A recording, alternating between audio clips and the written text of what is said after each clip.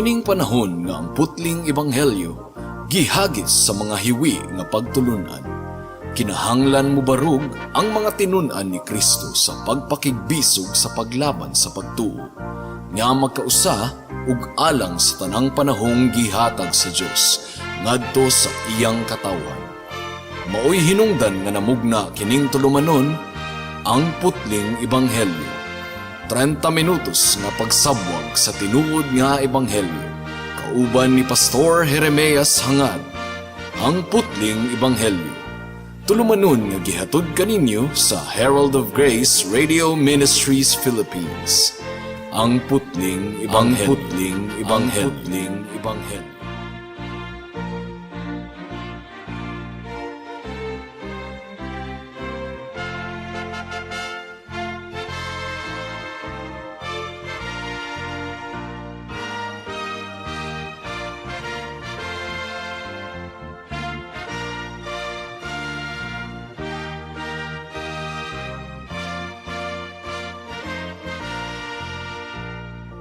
Special greetings sa mga regular nga tigpaminaw sa atong panagsibya dinhi sa kahanginan ug espesyal usab nga pagpanimbaya sa akong 95 years old nga lolo nga si Isabelo Laures Sr. nga naminaw karon.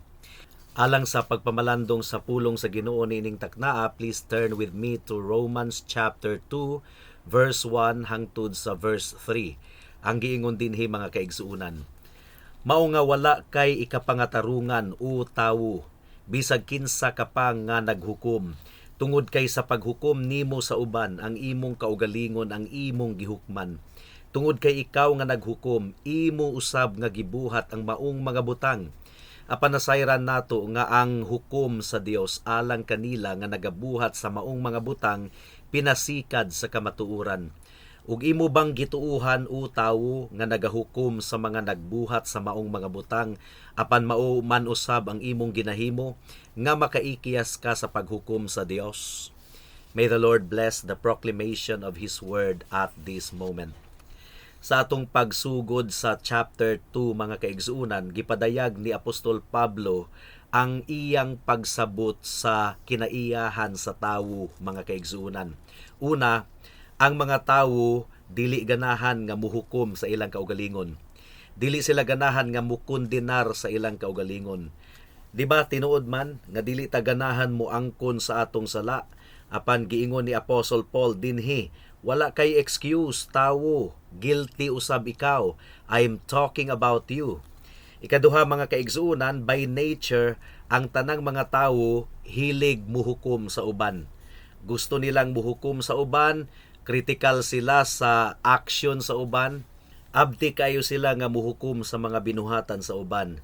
Di ba ang tendency gyud sa tanang mga tawo is that dali ra kay natong makit-an ang depekto sa uban, pero ang atong kaugalingon nga kasaypanan nagdumili kita sa pagkita niini.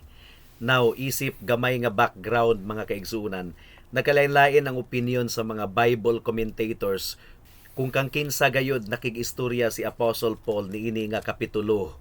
Kasagara sa mga reformers, nagtuo sila nga ang gipakig-istoryahan ni Pablo tulo ka matang sa mga tawo sa unang duha ka kapitulo. For example, sa chapter 1, nakig-istorya si Apostle Paul sa tanang mga unbelievers in general, especially ang mga pagano nga ga-reject sa tinuod nga Dios. Gikan sa verse 1 hangtod sa verse 16 sa chapter 2, nagtuo ang daghang mga Bible commentators nga ang gipakig-istoryahan ni Apostol Pablo mao ang mga religious sa panggawas nga mga katawhan. Unya sa verse 17 hangtod sa verse 29, ang gipakig-istoryahan ni Pablo mao ang mga Hudiyo. Ug daghan usab nga mga respetado nga mga Bible commentators ang nagsulti nga ang chapter 1 nakig-istorya primarily sa mga Hintil, samtang ang chapter 2 mga kaigsuunan nakig-istorya primarily sa mga Hudiyo. Ug pipila sa mga Bible commentators nga nagkupot niini nga pananaw, si John Murray, si Robert Haldane ug si Charles Hodge. Ug ako man usab mga kaigsuunan nagakupot niini nga posisyon nga kining chapter 2 Nakigistorya kini primarily sa mga Hudiyo nga puno kayo sa garbo sa ilang kasing-kasing. Ug kung atong balikan ang pagpangwali sa atong Ginoong Hesukristo, iyang gi-expose ang sinful attitude, ang garbo sa mga Jewish leaders. For example, sa Luke chapter 18 verse 11 to 12, sambingay kini mahitungod sa usa ka garbuso nga pariseyo ug sa maniningil sa buwis nga naghinulsol. Ang giingon dinhi mga kaigsuonan, ang pariseyo nagtindog ug nagampo sa iyang kaugalingon, ingon niini, Dios, gipasalamatan ko ikaw nga dili ako susama sa ubang mga tawo, nga mga mangilkilay, nga dili matarong, mga mananapaw, ususama man niining tawhana. Kaduha ako nagpuasa sa usa ka semana, nagahatag ako sa ikanapulo sa tanan kung abot. So atong makita niini mga kaigsuonan nga gi-advertise sa pariseyo ang iyang kaugalingon atubangan sa Dios. So kining chapter 2 sa Book of Romans mga kaigsuonan, nakig-istorya kini primarily sa mga Hudiyo nga puno kayo sa garbo, gumikan kay sila ang piniling katawhan sa Dios.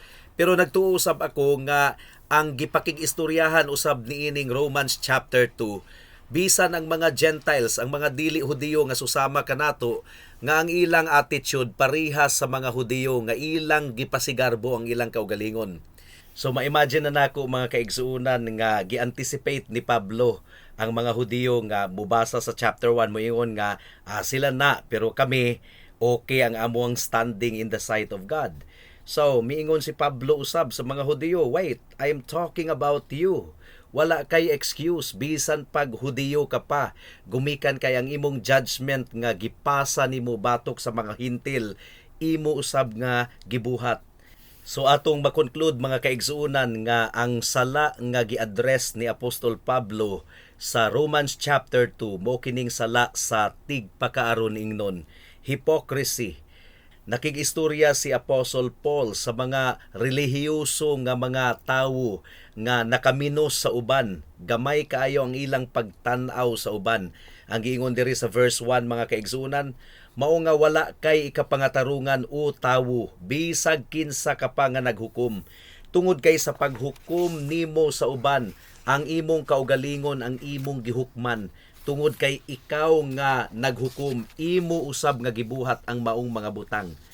So ang giigo ni Pablo niini nga kapitulo mga kaigsuonan, mao kadtong mga tawo nga mahilig muhukom sa uban, nga wa nila makita ang ilang kaugalingong sipyat. Wala man gidili sa Biblia mga kaigsuonan ang pag-exercise og judgment mahitungod sa uban. In fact, kung magsangyaw kita sa pulong sa Ginoo, kinahanglan magyutang mo exercise og judgment og discernment. Pero sa atong pag-exercise og judgment based on observation and based on the truth mga kaigsuonan, atong likayan kining attitude nga critical kaayo kita, unya condemning ta sa binuhatan sa uban. In fact, kung atong basahon ang John chapter 7 verse 24, gisugo sa Ginoo nga muhimo kita og mataro nga paghukom. Ang giingon dinhi mga kaigsuonan, ayaw kamo paghukom pinasikad sa hitsura, kundili paghukom kamo og tulid nga paghukom. So wala day gibawal totally sa Biblia ang paghukom mga kaigsuonan, as long as tulid kini nga paghukom, pinasikad sa pagkamatarong. Ang gihisgutan ni Pablo diri sa Romans chapter 2, kadtong mga tawo nga mahilig muhukom sa uban, unya wa nila makita ang ilang susamang sipyat sa ilang binuhatan. So kini nga condemning spirit mao kini ilhanan sa usa ka tawo nga self-righteous, kining matarong ang iyang pagtan-aw sa iyang kaugalingon, unya nakamino siya sa laing tawo. Ang tawo nga matarong ang iyang pagtan-aw sa iyang kaugalingon, abti kaayo siyang musaysay sa sipyat sa uban, pero sa iyang kaugalingong sipyat, perte kaayo mutabon mga kaigsuonan. Delikado gayud kaayo kini nga attitude, tigpakaaron ingnon. And to tell you honestly mga kaigsuonan, kitang tanan anaa niini nga attitude kun dili kita magbantay. So kinahanglang pangutan-o nato ang atong kaugalingon. Ako ba kining gihisgutan ni Apostle Paul dinhi sa Romans chapter 2? Is the Apostle Paul talking about me? Sa nahabilin nga mga minuto sa atong pagpamalandong mga kaigsuonan, Atong ipasabot kung anong delikado gayud kaayo kining attitude nga tigpakaaron ingnon ug kung anong gwardyahan nato ang atong kasing-kasing batok niini. Unang punto mga kaigsuonan, kining pagpakaaron ingnon delikado gayud kaayo gumikan kay wala kini nagpakita sa gugma sa atong isig katawo. Kining mga relihiyoso nga mga tigpakaaron ingnon, wa man sila'y pakabana sa ubang mga tawo, wala gayud sila'y gugma sa isig katawo. Dali ra kaayo silang muhukom ug mukondenar sa uban, gumikan kay wala man sila'y pagpakabana sa ubang mga tawo. Wala nila sila higugma ang mga kaigsuonan.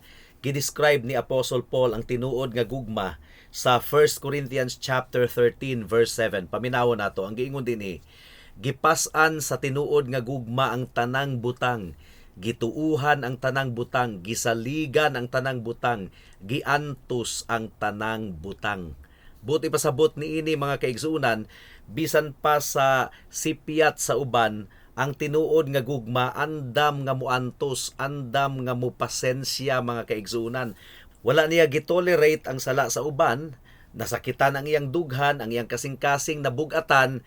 Posible usab nga iyang prangkahan ug tambagan ang isig katawo nga nagbuhat og dautan, apan wala niya kini gikalipay ang iyang kasing-kasing nabugatan. Dili siya tigpakaaron ingnon mga kaigsuonan. Pero kining mga relihiyoso nga mga tawo, murag ila pang gikalipay ang sala sa uban, ang kahuyangon sa uban. Ilang gikondenar, very harsh, critical sa isig katawo. Imbis nga ang ilang kasing-kasing maguol, gumikan kay nakabuhat og dautan, nakasala batok sa Ginoo ang ilang isig katawo, gikalipay hinuon nila ang pagkondenar sa tawo nga nakasala.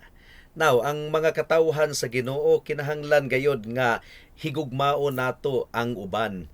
Andam kita nga muantos ug mupailob sa sala sa uban ug sa sipyat sa uban, ug kung mutambag man ugaling kita, adunay kalumo sa atong sinultihan. Ang gingon ni Pablo mga kaigsuonan, kung walay gugma ang atong relihiyon, walay nada, walay sulod mga kaigsuonan. 1 Corinthians chapter 13 verse 1 hangtod sa verse 3. Ang gingon dinhi, kung maglitok ako og mga pulong sa mga tawo ug sa mga anghel, apan wala ako'y gugma, nahimo akong sabaan nga piyang-piyang o bagting nga naglanog-lanog. Ug kung aduna ako'y gasa sa pagtagna ug nasabtan ko ang tanang mga misteryo ug ang tanang mga kahibalo, ug kung aduna ako'y bug-os nga pagtuo aron mapabalhin nako ang mga bukid, apan wala ako'y gugma, wala ako'y kapuslanan. Ug kung ipanghatag nako ang tanan nakong katigayunan, ug kung ihatag nako ang akong lawas aron sunugon, apan wala ako'y gugma, wala ako'y makuha. Ug kung atong paminawon si Apostle John mga kaigsuonan, iya gayong gisulti nga kung walay gugma kuno ang atong kasing-kasing alang sa isig katawo, alang sa atong mga kaigsuonan, dili kita tinuod nga Christian. 1 John chapter 2 verse 11 ang giingon dinhi, apan ang nagdumot sa iyang igsuon anaa sa kangitngit, naglakaw siya sa kangitngit ug wala niya mahibaw-i ug asa siya padulong, tungod kay ang iyang mga mata gibutaan sa kangitngit. 1 John chapter 3 verse 14 ang giingon dinhi, nasayran nato nga mitabok na kita gikan sa kamatayon padulong sa kinabuhi, tungod kay gihigugma nato ang usag-usa, ang wala na higugma nagpabilin sa kamatayon. And 1 John chapter 4 verse 7 hangtod sa 8 ang giingon dinhi, mga hinigugma, paghigugmaay kamo sa usag-usa, tungod kay ang gugma iya sa Dios, ug ang matag usa nga nahigugma gipanganak sa Dios ug nakaila sa Dios. Ang wala mahigugma wala makaila sa Dios, tungod kay ang Dios gugma. Now, ang problema ni ining mga relihiyoso nga mga tigpakaaron ingnon, ilang i-insist pod nga aduna kuno sila'y gugma sa uban. Pero ang gugma mga kaigsuonan, adunay tinuod nga concern, adunay tinuod nga pakabana alang sa uban. Dili ikalipay ang kahuyangon sa uban, dili ipanabi, dili ichismis, dili muhukom sa uban, kundili magampo, mubuhat og pamaagi nga ang uban matabangan aron aron makabalik sa tulid nga dalan mga kaigsunan. 1 Corinthians chapter 12 verse 26 ang giingon dinhi. Kung ang usa ka bahin nagantos, ang tanan magantos kauban niya, o kung ang usa ka bahin gipasidunggan, kauban nga magmalipayon ang tanang mga bahin. So kung adunay igsuon sa iglesia nga nahulog sa pagpakasala, imbis nga ato kining ikalipay niya, atong ipanabi, ato kining ikaguol ug mangita kitag pamaagi nga makabalik siya sa tulid nga dalan, matabangan siya mga kaigsuonan. Ang tinuod nga gugma mga kaigsuonan, maguol gayud kaayo kung ang igsuon sa pagtuo nahulog sa pagpakasala. So kung aduna kitay kahuyangon nga makita sa atong igsuon, na bothered ba kita? Naguol ba kita or mura kitag nalipay? Unya nindot kaayo ang atong pamati sa atong kaugalingon kay atong gituuhan nga mas maayo pa kita kaysa sa uban. No, dili na mao ang gugma. Ang gugma muampo alang sa uban. Nagampo ka ba nga mainiton alang sa mga igsuon nga nahulog sa pagpakasala? Higala. Naunsa na mahinuong pagkaunsaa nga imbis nga atong ikaguol ang sala sa uban, ato na mahinuong gikalipay, atong gipanabi, atong gichismis. Dili kana ang tinuod nga gugma mga kaigsuonan. Ang giingon sa 1 Corinthians chapter 13 verse 6, love rejoices not in iniquity, but rejoices in the truth. Ang gugma kuno dili malipay sa sala, kundi nalipay sa kamatuoran. Ug ang gugma dili kini mahilig maghuna-huna og dautan sa iyang isig katawo. Ang tinuod nga gugma dili magsigi og recall or balik-balikon ang sala sa uban sa nangagi, labi na kung nasulbad na kini ug labi na kung gihinulsulan na kini sa maong nakabuhat sa sala. So kung mao kana ang attitude sa atong kasing-kasing, atong gihukman kuno ang atong kaugalingon. Sumala pa ni Pablo, gumikan kay ang tanang mga kahuyangon nga atong nakita sa uban, kahuyangon biya po nato sa tinuod lang. Ang sala nga atong nakita sa uban, sala pud kana sa atong kasing-kasing, wa gyud tay lusot mga kaigsuonan. Ikaduha nga punto, kini nga pagpakaaron ingnon, delikado gayud kayo kini, gumikan kay ang nagabuhat niini nakalimot nga ang Kristohanon nga kinabuhi nakigbisog ug nakigsangka batok sa sala. Struggle kini sa tanang mga Christians mga kaigsuonan. Kung tinuod ka nga Kristohanon, aduna gayud ikay struggle batok sa sala. Kada adlaw nimo kining gihilakan, kada adlaw nimo kining gikaguol nganong mahulog gihapon kita sa pagpakasala. Wala pa nahuman ang Ginoo sa matag usa kanato. Nagpadayon pa ang Ginoo sa proseso sa iyang paghimo kanatong mas balaan mga kaigsuonan. Nagpadayon pa kining gitawag og sanctifying process sa atong kalag ug magpadayon kini hangtod sa pagbalik sa atong Ginoong Hesukristo. Ang giingon sa Philippians chapter 1 verse 6, masaligon ako niining butanga nga ang nagsugod kaninyo sa maayong buhat, siya ang mutapos niini hangtod sa adlaw ni Hesukristo. So isip mga Kristohanon, nasayod kita nga wa pa gyud mahuman ang Ginoo sa atong kinabuhi, wa pa pud mahuman ang Ginoo sa atong mga kaigsuonan sa sulod sa iglesia. So kung nahulog sila sa pagpakasala, kita man pod nahulog man pud ta sa pagpakasala. Mao nga dili kita mo pasa og paghukom batok sa uban. Kung aduna kitay sala nga nakit-an sa atong isig katawo, mamalandong kita. Ato kining ikaguol, ato kining iampo ug mangita kitag pamaagi nga matabangan ang atong igsuon nga makabalik sa tulid nga dalan mga kaigsuonan. Pero ang mga relihiyoso nga tigpakaaron ingnon, kung makahukom sila sa sala sa isig katawo, mura og perfect na gayud sila kaayo. Mura gayud og nahingpit na gayud ang ilang pagkabalaan. So daghan kaayong mga tawo nga maayo ra og sulti sa ilang baba nga nag-struggle kuno sila batok sa sala. Unya ila pud kunuhay hisgutan ang kaluoy sa Ginoo nga gipasaylo ang ilang sala. Pero kung makakita sila sa ilang igsuon sa iglesia nga nahulog sa sala, abti kaayong muhukom. Murag nalipay pa. Plastic mga kaigsuonan. Tig pakaron ingnon. Kung makahukom siya sa uban, murag yung kinsa siya nga wala nagyoy sala bisag usa ka buok mga kaigsuonan. dili maayo, delikado gayud kaayo nga attitude.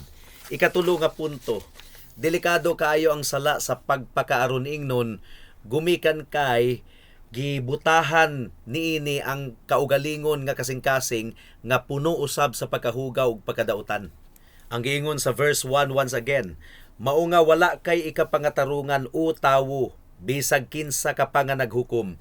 Tungod kay sa paghukom nimo sa uban ang imong kaugalingon ang imong gihukman.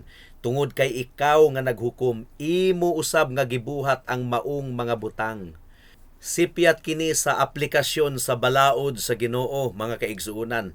Kung atong balikan ang chapter 1, gidescribe ni Apostle Paul ang uban nga mga pamaagi nga atong masupak ang balaod sa Ginoo. Kung atong basahon ang verse 29 hangtod sa 32 sa chapter 1, nagsugod kini sa pulong nga unrighteousness o dili pagkamatarong nga ang buti pasabot niini gisupak nato ang balaod sa Ginoo, gumikan kay ang balaod mao ang ekspresyon sa pagkamatarong sa Dios.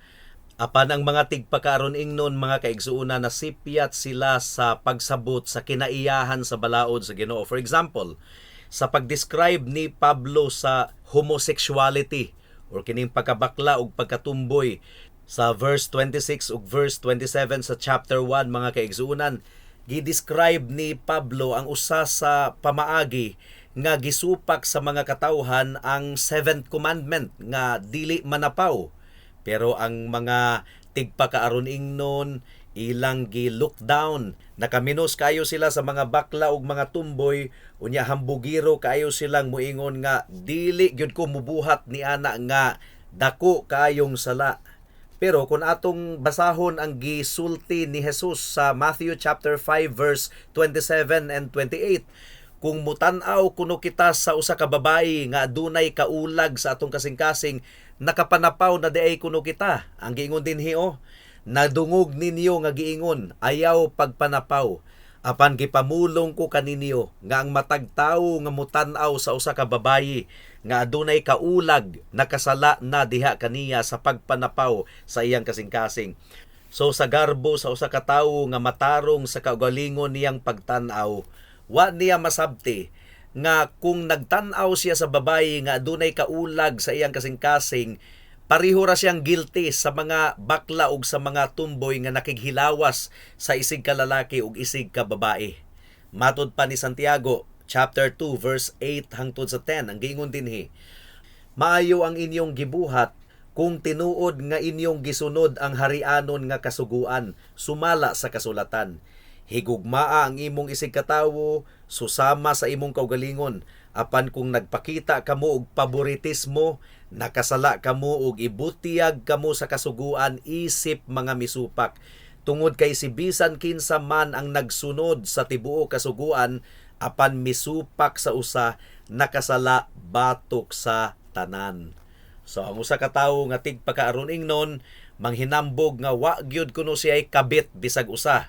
Pero sa iyang kasing-kasing, kung mutan-aw siya babayi nga gwapa, napuno og kaulag ang iyang hunahuna og kasing-kasing, matod pa ni Jesus, nakapangabit na siya, nakapanapaw na siya. So nang hinambog ang usa ka tawo nga wa gyud siya gipatay bisag usa ka tawo, pero matod pa ni Jesus, bisan ang simple nga pamalikas, mga kaigsuunan, equivalent na diin na sa pagpatay. So dunay usa ka tigpakaron ingnon nga nang hinambog nga wa gyud kuno siya kapangawat bisag 5 centavos. Apan kung wala siya ipakabana sa butang sa uban, kung wala siya ipag-amping sa butang sa uban, iya kining giguba, iyang gikamasaan, mga kaigsunan, equivalent na kini sa pagpangawat, matod pa sa pulong sa Ginoo, mga kaigsunan. So ang tawo nga matarong kaayo sa iyang kaugalingong pananaw, wa gyud niya makita ang iyang kaugalingong kahugaw, mga kaigsunan. So iyang nakita ang sipyat sa uban, pero wa gyud niya nakita ang iyang kahugaw. Matthew chapter 7 verse 1 to 5, ang giingon dinhi, ayaw paghukom aron dili kamo pagahukman. Tungod kay sa paghukom nga inyong ihukom, pagahukman kamo. Ug sa sukdanan nga inyong isukod, pagasukdan kamo.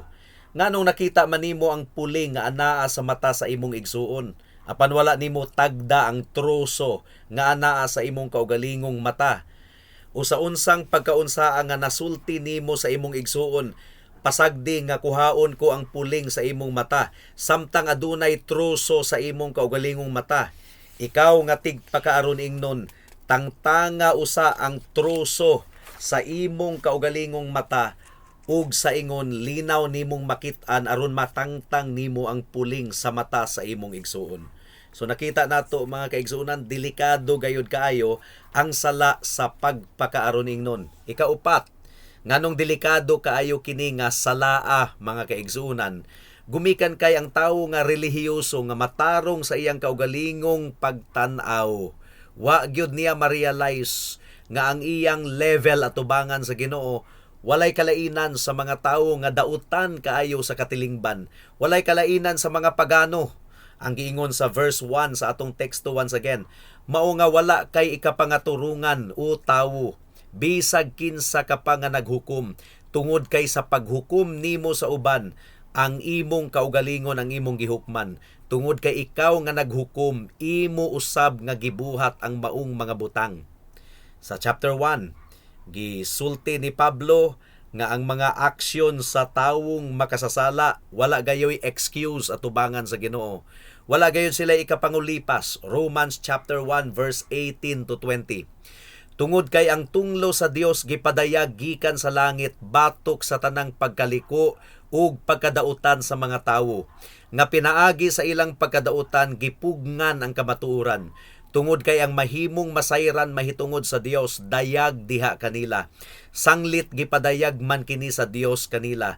Sukad pa niadtong gimugna ang kalibutan, ang iyang walay katapusang gahom ug pagkadiyos, bisan pagdili makita, nasabtan ug nakita pinaagi sa mga butang nga iyang gibuhat, aron wala sila'y maipangatarungan. So, ang giingon ni Pablo nga ang tanang mga katawhan nahailalom gayod sa tunglo ug kapungot sa Dios. Tanan, walay excuse. Maingon man usab ang self-righteous, ang relihiyoso nga wa nagkondenar sa iyang kaugalingon, abti kayong muhukom sa uban, sila pod mga kaigsunan walay lusot atubangan sa Ginoo. Daghan kayong mga tawo nga moingon nga sakto na hukman sila sa Ginoo, pero ang giingon ni Pablo, wait, ikaw pod apil pod ka nga hukman sa Ginoo, wala kay lusot, gumikan kay ang imong paghukom sa uban, mao man usab ang imong gihimo. Ang tawo nga matarong sa iyang kaugalingong pagtan-aw, abti kaayo nga mutunglo sa uban, mukondenar sa uban, muhukom nga maimpyerno sila. Pero matod pa ni Pablo, sila usab nahailalom sa paghukom sa Dios. Romans chapter 2 verse 3 ang giingon dinhi, ug imo bang gituuhan o tawo nga nagahukom sa mga nagabuhat sa maong mga butang, apan mauman usab ang imong ginahimo nga makaikiyas ka sa paghukom sa Dios? Wala gayoy makaikiyas sa paghukom sa Dios mga kaigsuunan. So ang pangutana niini mga kaigsuunan, imo bang gikalipay ang sala sa uban o imong gikaguol? Nakita ba nimo nga ang sala nga imong gihukom sa uban mauusab ang imong sala, pagahukman usab ikaw sa susamang sala mga kaigsuunan? Alang sa mga katawhan nga wala pa kang Kristo, hinaot nga makita ninyo higala nga kitang tanan makasasala at tubangan sa Ginoo, na ilalom sa tunglo ug kapungot sa Dios. Walay lusot, kitang tanan ang inahanglan sa grasya sa Ginoo sa kaluwasan nga makaplagan lamang diha sa atong Ginoong Hesukristo. Makasasala kita, ang atong pagkamatarong hugaw nga trapo at tubangan sa Ginoo, apan salamat gumikan kay si Hesukristo, ang Dios nga nahimong tawo, nga wala mawala ang iyang pagka-Dios. Siya ang mianto sa tanan didto sa krus sa Kalbaryo. Iyang gisunod ang tibuok kasuguan sa Dios, ug ang gipangayo sa balaod nga ang sala pagabayaran ug kamatayon ipaagas ang dugo, gibuhat kini ni Kristo didto sa krus sa Kalbaryo, aron si bisan kinsa ang mutuo maghinulsol, musalig kang Kristo lamang alang sa kaluwasan, maluwas gayod, gumikan kay saad kini sa Dios. For God so loved the world that He gave His only begotten Son, that whoever believes in Him shall not perish, but have eternal life. Mao nga ayaw na paglangan-langan higala. Imbis nga muhukom ikaw sa sala sa uban, tanawa ang imong kaugalingon, hinulsuli ang imong sala ug dangop kang Kristo alang sa imong kaluwasan ug ikaw maluwas gayod. Buhata kini karon dayon kay basin ug ugma ulahi na ang tanan. Amen. Alang sa dugang nga mga pangutana, mahimong mo text kang Pastor Jeremias hangad sa 0935 744 3030.